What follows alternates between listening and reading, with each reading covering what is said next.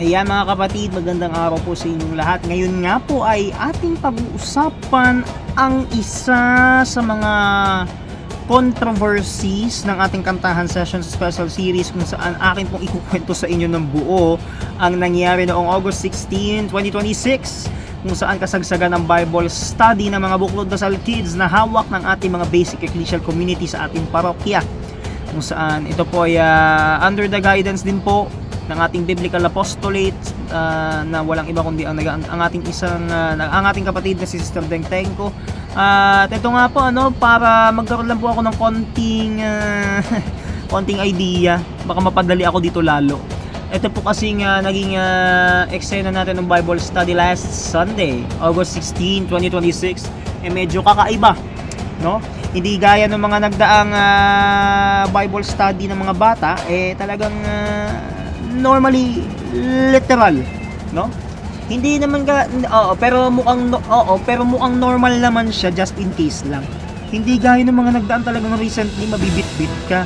Pero ito talaga pinaka-nakakaaliw, alam mo ano? Ang naging appearance po ng ating kapatid na si Benny John.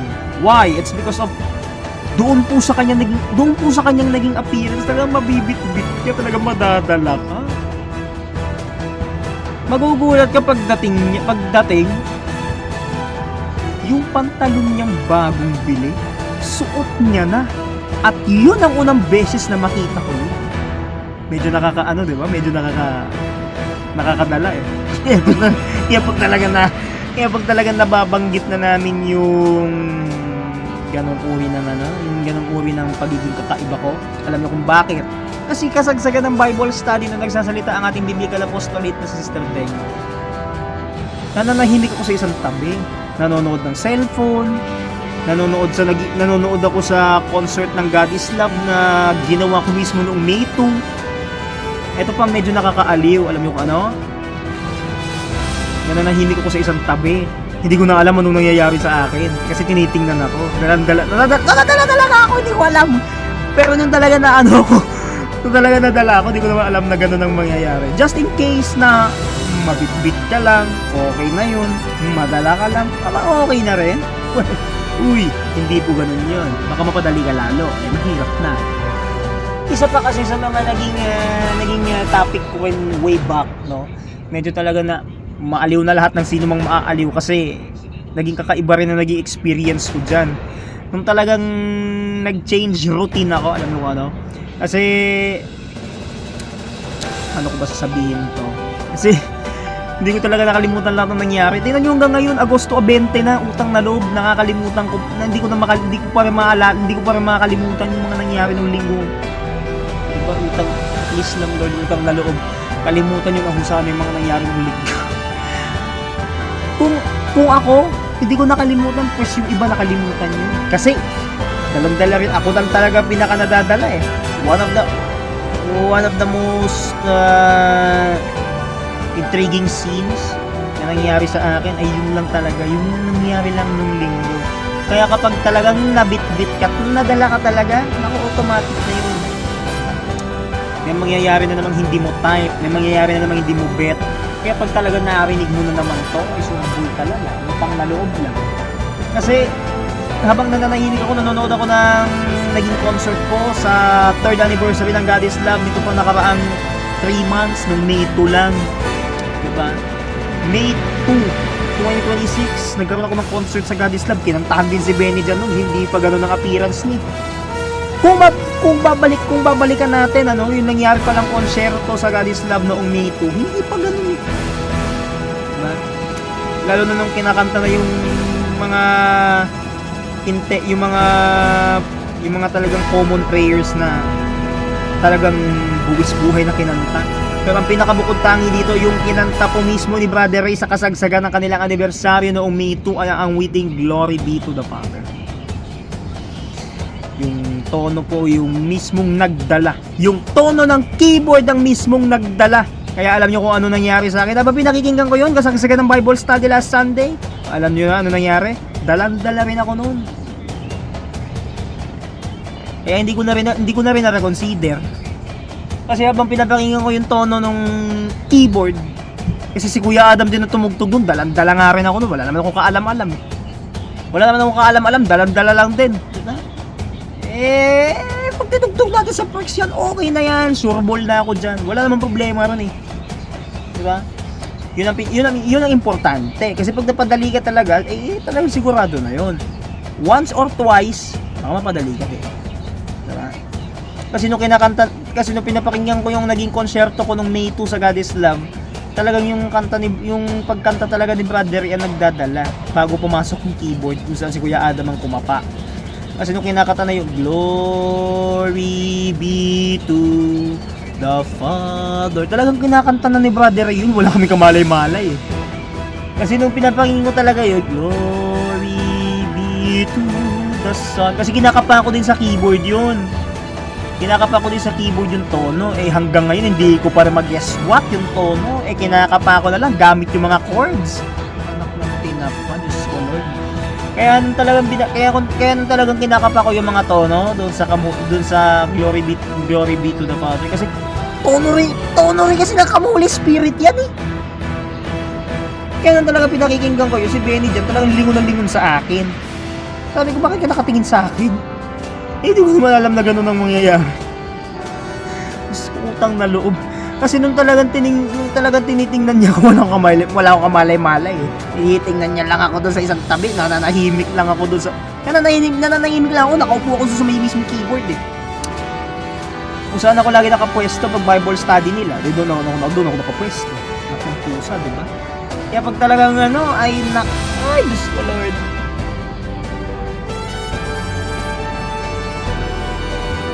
Hindi ko na alam ang sasabihin ko. Dalan-dala talaga ako, hindi ako nagbibiro. Kahit nga kay Dave, dalan-dala nga rin ako, wala rin ako magagawa. Dalan-dala nga rin ako kay Dave, hindi ko naman din kasi alam, nananahimik lang tayo eh. Nananahimik lang ako sa isang tabi. Sila, nakikinig sila, ako nananahimik. Diba? Ako talagang dalan-dala ako, wala akong malay-malay, dalan-dala din ako. Nung gumawa, ito na rin yung second scene. Nung gumawa na sila ng kanilang activity, ito na ikalawang eksena. Yung unang eksena nung pananahimik ko sa isang tabi, unang eksena yun, ito na yung pangalawa. Nung gumawa na sila ng kanilang activity, tumutugtog na ako noon. Habang gumagawa sila ng kanilang drawing, talagang nabitbit din ako, wala ko kaalam-alam din kasi. Hindi ko naman din kasi mawari. Diba? Nung tinutugtog ko na yung tono na nasa isip ko lang, talagang hindi ko na makalimutan. Ginagawa ko na rin dito sa cellphone ko. Diba, nakakaloka. Pati yung sariling tono, gawa din. Ginawa ko pa mismo yung tono na yun, gamit lang yung keyboard namin. Talagang hanggang ngayon, nung tinugtog ko, after ng Bible study, Romes, back pa doon sa choir lock. Pero mamaya ko na ikukwento yun kasi medyo na din ako dyan. Yung pangatlong eksena na yan, mamaya ko na babanggitin. Doon muna tayo sa pangalawa. Kasi ito kasagsagan na rin after ng Bible study, if I'm not mistaken. Kasi nung natapos silang nag-drawing, yung mga ilan sa mga kabataan na pinili para magpaliwanag ng kanilang mga ginuhi, talagang pinagpaliwanag. Pero ito ang pinakabukod tangi, yung unang-una kong beses na kinunan, si Benny Jan. Gusto niyo po bang makita kung paanong nagpaliwanag si Benny Jan sa kasagsagan ng Bible study last Sunday? Eto, magbabalik tanaw tayo. Panoorin po na, kasi nung nakikita ko kinakabahan siya, may mga napansin kasi ako kay Benny Jan nung pinapaliwanag niya yung drawing nila. Humihinto siya. Isang ibig sabihin nung kinakabahan siya. Ito pa ang medyo nakakatawa eh. Nung kinukunan ko, okay na sana. Kaya lang nung napakinggan ko siya, kabado. Kinakabahan siya habang nagpapaliwanag ng kanilang iginuhit. Tinuruan naman siya na kanyang buklod leader. Tinuruan naman siya ng leader niya sa Ate Base. Kaya lang, nung talagang kasi naano din ako kasi habang pinapaliwanag yun, naka-mic pa. Eto, papakita ko yung picture Tingnan nyo tong picture na to. Ayan, yan. Yung mga nakakakita po ng picture na yan, yan po yung actual picture ni Benny dyan nung pinapaliwanag niya yung drawing na yun na kanila mismong ginugit. Actually, nung talagang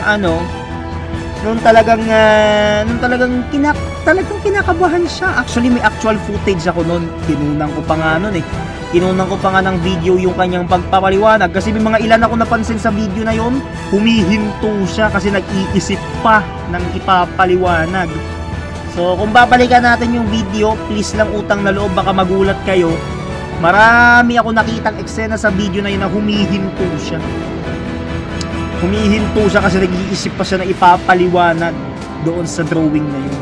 Kasi ang naano ko lang doon sa kanyang paliwanag, masaganang ani, yung payapang buhay, yun ang na-reconsider kong mga binanggit niya. Yung naging introduction niya sa pamayanan title nila na Merry Help of Christians. Utang na loob lang, please Lord, kung babalik tanawin ko po tong video na to, baka madala ako lalo nito. Eto po sa mga magugulat ho sa pagbabalik tanaw ng video na to, panoorin natin kung paano pinaliwanag ni Benny dyan ang kanilang naging group activity, kung paano niya pinaliwanag to. Panoorin natin kung paano niya pinaliwanag yung kanyang ibig ko sabihin, kung ako mismo tatanungin niyo bakit siya huminto, hindi ko rin alam. Hindi ko rin alam bakit siya huminto, nag-iisip siya na ipapaliwanag Kaya mga kapatid, kung kayo po'y nagtataka, kung kayo po'y napapaisip sa naging paliwanag ni Benny dyan sa kanilang naging group activity, panoorin po natin yung kanyang naging paliwanag. Nandito pa si Bella. Hello, Benny dyan.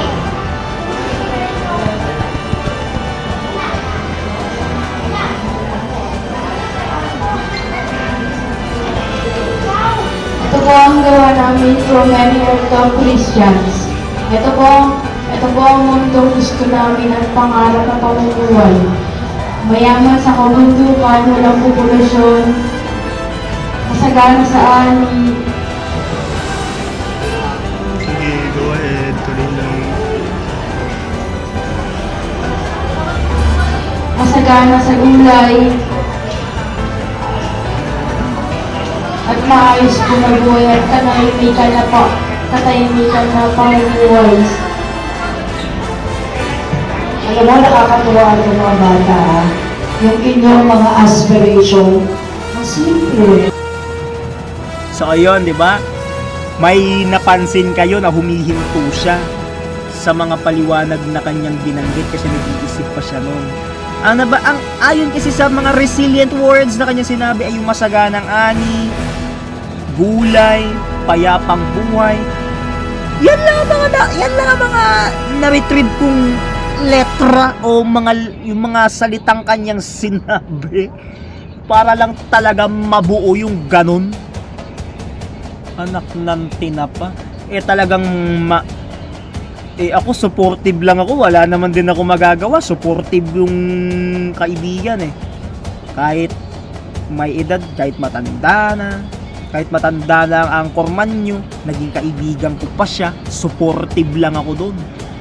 Anytime, anywhere, magiging supportive si Anchorman. Anytime, anywhere, magiging suportado ko siya. Wala na akong pakialam sa edad. Numero lang naman ng edad, di naman yung pwedeng pagbasihan diba? So, ang pinakamatindi pa rito na parte, after ng Bible study, kausap ko po ang isang kaibigan ng inyong lingkod din mismo, na si Jesse Andrews Reyes. Actually, kapatid po ito ni Aisan, isa po sa mga member ng Santo Domingo Male Choral. Actually, nung kausap po si Jesse nung Sunday, nakikinig siya sa usapan namin. Tapos nung napangalandakan ko ang tandem ni Benny Jan at Jessica, doon na siya bahagyang doon na talaga siya bahagyang nag-react ng hindi naman dapat. Pinangalandakan lang eh. Pinangalandakan ng tandem. Ako pang may pakana. After po ng Bible study nangyari yun 4:45 p.m. Paano ba naman kasi si Jesse pumasok pa sa loob? Hindi ayan tuloy. Nag-usap na lang tuloy kami. Napangalandakan ko pa inaccidentally yung tandem nila ni Jessica. Aksidente kong napangalandakan nang wala akong kaalam-alam. Hindi ko alam na mababanggit ko in an accidentally way. Mababanggit ko nang hindi sinasadya ang tandem nilang dalawa. Ayan tuloy. Nag-react na si Benny dyan ng hindi mo inaasahan. Magugulat ka, mabibigla ka. Dahil lang sa naging reaksyon niya, ayan tuloy. Nung talagang sumusunod na ako, ayaw niyang lumapit. Iniiwasan ni Benny dyan ang inyong anchorman. Kahit ilang beses kong lapitan, umiiwas pa rin ang tuluyan. Eto na Gar. Sumunod na eksena pa nung nasa loob sila ng comfort room kasama si Terence, also known sa kanyang palayaw na not-not. Utang na loob lang not-not. Kung nakikinig ka baka magulat ka. Eto pa ang pinakamailap. Nung nasa loob sila ng comfort room, alam niyo ano nangyari? Diyos ko, yung tingin po ni Benny dyan, hindi ka talaga maawa. Talagang magugulat ka lang. Kasi, nung tiningnan niya ako dun sa loob, ang sama ng tingin sa akin. Para bang ako pa yung may mali.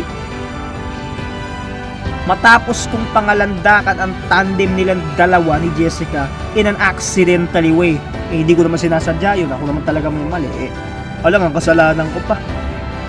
Hindi talaga, nung matapos yung insidente na yon, hindi na kami nakapag-picture. Dahil dun sa maling ginawa ko. It's because doon po sa nangyari, nung pinangalandakan ko kay Jessie, ang tandem nilang dalawa, doon na po ko nasindak. Kasi hindi niya na ako talaga nilalapitan nung talagang inano ko na paulit-ulit ako nagsasorry. Wala na talaga siyang choice. Kaya ang ginawa ko, wala talaga. Nasira yung routine nung araw na yun. Yung routine na ginagawa namin lagi, kapag napapangalanda ka ng ang tandem nilang dalawa, nasisira yung routine. Na-eliminate, nadi-disqualify, nasisira lalo. Kaya tama rito yung binanggit lumulubog yun, diba? Kaya nung dumiretso na rin kami sa simbahan, kasagsagan na ng misa na nagmisa nung Sunday si Father George, ang mismong chaplain namin sa Santo Domingo Charismatic Community. Ngayon po na actually katabi ko po yung tandem niya. Hindi ko talaga mawari. Ang ginagawa ko, katabi ko naman si Dave nung tas nasa gitna ako. Nandito si Benny diyan sa pinakauna, si Dave katabi niya. Katabi ni Benny diyan si Dave. Katabi naman ako, katabi niya ako noon, actually naging katabi ko din yung tandem niya. Sunod ni Ate Base, si Jessica, si Heart at saka si Not. So doon po kami nakaupo sa may pinaka bago mag-entrance sa simbahan. Nandito, uulitin ko po yung naging pwesto namin sa pagupo. Dito si Benny dyan, katabi niya si Dave, katabi niya ako, katabi ko naman si Jessica, katabi ko dito si Heart, katabi ni Jessica si Heart, at katabi naman ni Heart si Not. So, yun po yung naging namin, katabi rin ni Not si Ate Base. So, sorry, di ko nabanggit. Kasi, yun po talaga ang nagpaano sa akin. Kaya talaga nung kung bababalikan natin hindi ko naman alam din kasi paulit-ulit ako nagsosorry sa kanya, di niya pa rin matanggap Ang ginawan ko ng kanta, at ang kantang ginamit ko ay yung unang eksena doon sa tanong na bakit mo ako ginaganito. Kasi kung susumahin natin yung eksena ng rejection niya sa akin nung pinalandakan ko, nung aksidenteng pinangalandakan ko ang tandem nilang dalawa, talaga naisip ko yung kantang yun. yung mga liriko, yung mga kanta, yung mga letra sa bawat bersikulo ng awiting yun, binago ko talaga. Nag-change topic ako. Pero yung chorus, same lang din, pero sa bawat line meron akong iniba. Yung umiiyak, nagiging naiiyak. Yung ginawa, nagawa. Yung huli, instead na sabihin kong nasasaktan, nawawasak. Why? Kapag binanggit mo ang katagang nawawasak, alam mo ano nangyayari? Pag sinabi kasi nating nawawasak, nalulukot. Parang papel lang na ang hirap lukutin. Pag nilukot mo, halimbawa, nagpunit ka ng papel, buong papel ang nilukot mo, ang hirap nun. Yun din ang ikinumpara ko doon sa naging rejection last Sunday. Kaya medyo sumaklap din yung naging loob ko nun. Kahit pa ulit-ulit ako mag-sorry, wala talaga. Hindi talaga kinaya ng power ni Anchorman na tanggapin ang kanyang dispense. Natanggapin niya yung pasensya ko. Wala rin talaga. Wala akong magagawa. Dinaan sa drama pero kukunti lang ang luha. Akala naman namin kasi maiiyak na. Literal pagka, ito na talaga next, ang susunod na eksena, the final scene itself. Nung hinatid ko sila pa diretso ng terminal, ayun na. Doon na nagbago yung kanyang pag-iisip. Doon na nagbago yung isipan niya. Di ayun. In a final way, salamat sa Diyos, naging okay din ulit kami ni Benny Jack nung sila'y umalis na. Hindi, actually nung papaalis pa lang sila, wala talaga, di naman talaga ganun dapat talaga hindi naman talaga ganun. Kaya lang nung umalis na sila, okay na, wala nang problema. Nagbabay na siya sa akin nung umalis na sila. Bumalik naman ako ng simbahan, umakyat ng choir loft, nagdrama ng konti, kasi yun okay na. Kasi kasi nasa misa ako, tinatawagan ko pa si Kuya Idoy, yung isa sa mga kasama kong tenorture sa Good Shepherd Squad. Diba? Considerin nyo na kasi hindi ko nakalimutan yung nangyari. Ginaganon ko kahit hindi tanggapin ni Benny dyan yung sorry ko. Tinatawag ko si Kuya Idoy. Sabi ko lang, Kuya Idoy! Kuya Idoy! Ginaganon ko, diba? Ginaganon ko, nakakatawa. Ginaganon ko ng tawag si Kuya Idoy. Kuya Idoy! Kuya Idoy! Utang na loob, Diyos ko Lord. Ginaganon ko talaga, hindi ko naman alam Isa pa, nung tinawag ko kasi si Kuya Idoy na paganon ang boses, akala mo kasi totoo akala kasi totoo na yung rejection. Yun pala, nung pagdating na doon sa terminal ng tricycle, hindi pala, prank lang pala yun. Kaya nung talaga akala ko kasi nung pagkaakyat ko ng choir loft, totoo na. Doon ko na-realize hindi pala totoo. Kaya ginawa ko, dinaan na lang sa kanta nung nagmisa. Ang alam ko nagmisa sa amin nung Sunday ay si Father Andre Bautista. So after po nun, pagkababa, nauwi pa sa walwalan. After kumanta sa misa, naghihintay sa baba ang aming naging dating trainer, Kuya Jojo Ireneo Hernandez III OP, para sa kanyang birth month celebration. Alam nyo ba kung saan kami nag-celebrate? Wow! Paldo si Anchorman. Nasa Shakey's kami. Hindi lang ako, lahat kami sa GSC o sa Good Shepherd Square, kasama lahat. Diba? Ganun po yun. Kung susumahin po natin kung ilan kami, nandyan si Kuya Melton, si Ate Joby, si Ate LB, sino pa ba? Si Kuya Idoy, si Kuya Angelo, si Ate Rachel. Si Kuya Angelo po yung kanyang asawa, ha? Kuya Angelo, si Ate Rachel, ako, si Ate Rose, at saka si Gab. Siyam lang kami nun. Kasama pa si Kuya Jujut nun. Kaya 10 kami kung susumahin natin. Diba?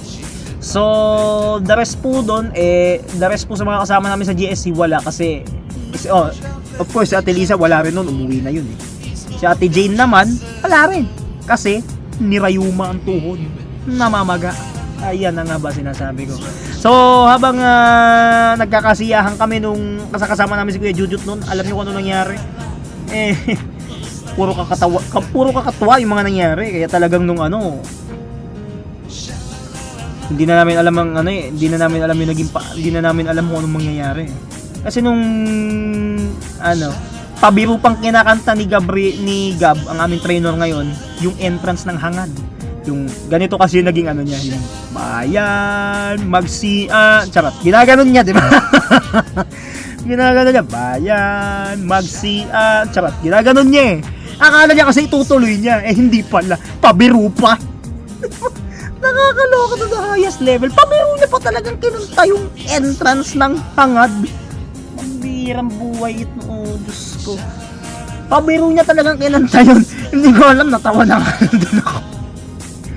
Tapos ito pa, yung Immaculate Mother na Marian song, pinalitan niya ng lyrics. Ako naman tawan-tawa na nga lang talaga kami noon. Tawan-tawa talaga kami noon. Ang ginawa niya, alam mo kung binago niya Immaculate Jujut. Iniiba niya yung lyrics, kaya talaga natatawa ako.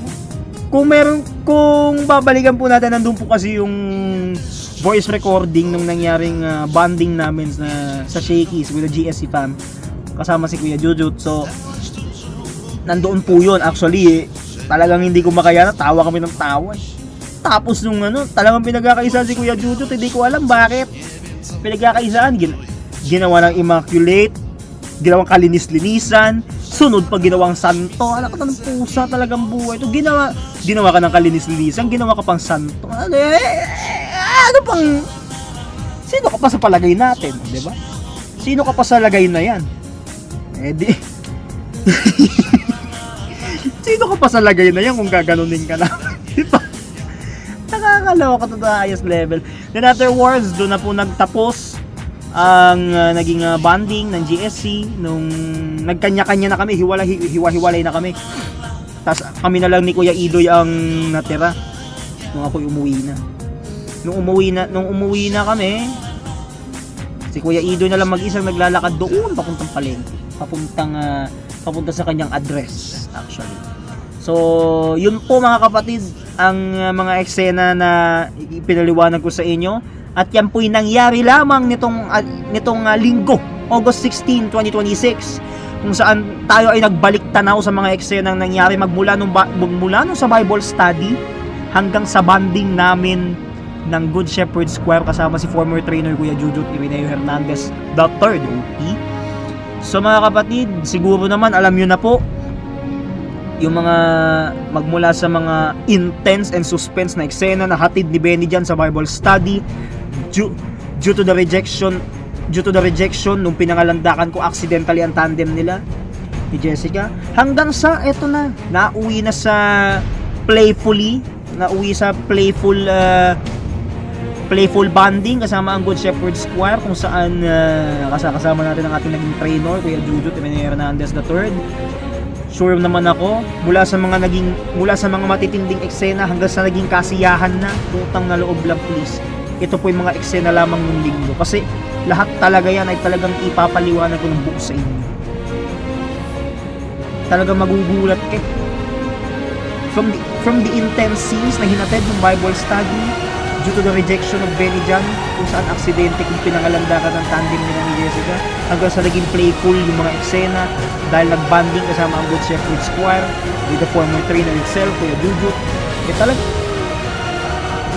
lahat ng eksenang yan yung linggo lang talaga nangyari. Utang na loob lang please, baka mamaya may biglang magulat sa inyo doon sa mga nangyaring eksena ng Bible study last Sunday. Baka magtaka kayo yan, kasi medyo matitindi yung mga nangyari. Kapag napaisip ka naman pag iniisip mo pa yung mga intense na eksenang yan, doon ka sa playful, sure ako maaaliw ka. Hindi gaya ng mga nandito sa eksena na matitindi, medyo kumikirot. Ramdam mo yung kirot, ramdam mo yung sakit. Pero pag kumagat ka sa playful, eh, hindi ka naman masasaktan. Maaaliw ka rin. Hindi lang naman sa pinagbabasihan si Benny dyan dito, dahilan lang na nireject ako pero hindi pala totoo. Kinantahan mo sa misa bilang pabawi, tas nauwi pa sa walang tigil na katatawanan, katuwaan, kainan. Eh di, swerte mo. Doon ka sa playful mapupunta. Kung ako tatanungin ninyo kung saan ako pupunta, doon po ko sa playful. Bakit? Maaaliw lang ako doon. Yung mga eksenang nangyari sa Bible study, kinalimutan ko na. Pero bakit hanggang ngayon naaalala ko pa. Kaya kapag ako tawan-tawa pa rin hanggang ngayon. Diba? Kaya medyo nakakaloka din. Utang na loob lang please. Baka mamaya may biglang magtaka sa inyo na pinaliwanag ko sa inyo ng buo. Kasi bahagi lang to ng experience ko. So mga kapatid, sa susunod na episode po ng ating Kantahan Session Special Series, yung nangyari po ng Bible Study last August 16, 2026, kung saan habang tayo nananahimik, tinitingnan ako ni Benny dyan, mapapatanong ka, bakit nakatingin sa akin? Nananahimik lang naman ako. So doon po natin malalaman sa kantang aking isinulat yung buong kwento ng nasabing eksena sa Bible Study. So ako po ang inyong Uncle Fan, Brother Chiro Dinibay ng Santo Domingo Charismatic Community at Apostleship of Prayer. Abangan ninyo ang mga detalye na aking binanggit sa susunod na episode ng ating Kantahan Session Special Series. Sure ako, maaaliw kayo.